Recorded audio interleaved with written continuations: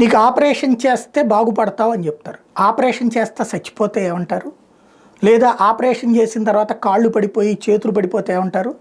It is a medical mistake అంటారు. English వైద్యం చేసే వాళ్ళకి ఎలాంటి ప్రాబ్లం లేదు, ఏ శిక్ష ఉండదు, ఏ ప్రాబ్లం లేదు. వాళ్ళు ఇచ్చిన మందు ఇది తగ్గిపోతుంది అంటారు. తగ్గచ్చు, తగ్గకపోవచ్చు, నువ్వు అడగడానికి ఏం లేదు, తేడా వచ్చింది అందులో అని ఇంకొక రకం రాసిస్తారు. ఏమై కరెక్ట్?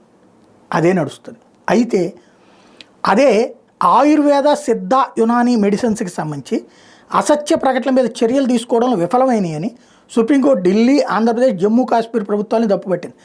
ఉత్తర్వుల అమల్లో ప్రభుత్వాలు నిర్లక్ష్యం వహిస్తున్నాయని న్యాయమూర్తులు అభయ స్వోక, ఉజ్జల్ భుయాల నేతృత్వం ధర్మాసనం వ్యాఖ్యానించి దీని మీద వివరణ ఇచ్చేందుకు సంబంధిత అధికారుల్ని రమ్మనమంటోంది. అంటే వీళ్ళు ఏంది, ఆయుర్వేద వాళ్ళు, సిద్ధ వాళ్ళు, వీళ్ళు ఏమండి మీకు మా దగ్గర ఉన్నట్టు ఈ మందు వాడితే కాస్త శ్వాసకోశ సక్రమంగా పనిచేస్తుంది, కిడ్నీలు సక్రమంగా పనిచేస్తాయి, ఈ ఆకు తింటే ఇది వస్తుంది, ఇలాగ ఎక్సర్సైజ్ చేస్తే ఇట్లా వస్తుంది అని చెప్తే అది బూత్ అవుతుందా?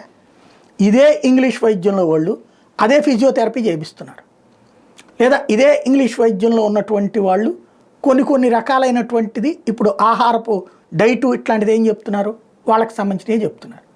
అది ఒక ప్రికాషనరీ మెడిసిన్ లేదా ముందు జాగ్రత్త వ్యవహారం. భారతీయ వైద్యం మీద ఎందుకు చిన్న చూపో అర్థం కాదు. ఇక్కడే వస్తున్నటువంటి సమస్య.